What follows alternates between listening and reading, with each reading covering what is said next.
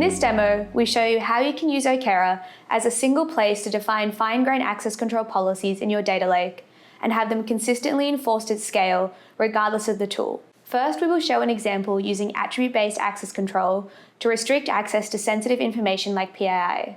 Then we will show how to use secure views to implement row filtering and de-identification policies.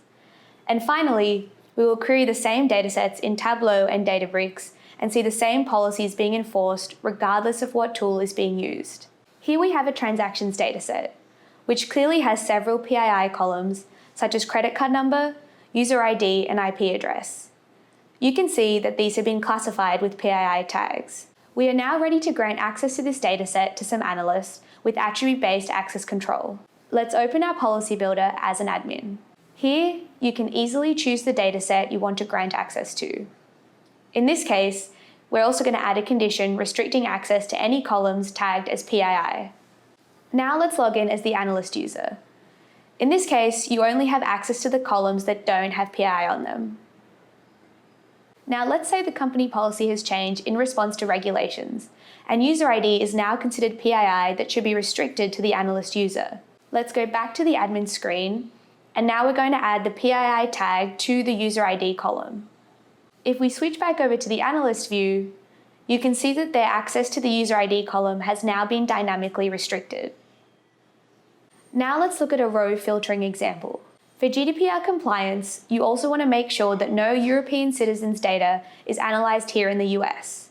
As an admin, you can create a secure view within Okera using SQL that only allows analysts to see records where the country is US. You can also add some transformation functions or UDFs to the columns with sensitive data. In this case, let's mask everything except for the last 4 digits of the credit card number and tokenize the IP address and user ID columns. Tokenization preserves referential integrity, so analysts will still be able to join on those columns without seeing any of the personal data. If you preview the view you just created, you can see the data for all the countries as the admin. Let's go to the policy builder and grant access to this view to the analyst. If we switch back to the analyst user, you can see that the analyst user now has access to this view. However, if we preview this data, the analyst user only sees rows where the country equals US. You can also see that the transformation functions have been enforced. This demonstrates that every user that tries to query the exact same dataset will only ever see the data that they have access to, without any duplication of data.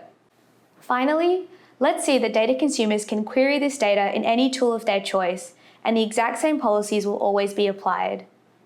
Here, Tableau is connected to Okera's JDBC interface.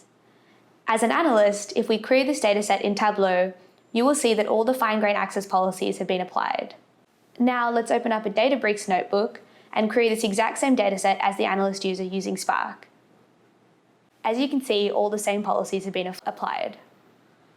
In conclusion, it's easy to define fine-grained access policies dynamically within Okera, and these are consistently enforced across any tool and workload. Whether it is a BI analyst running a dashboard every morning, or a data scientist running Spark, or a batch job running at night.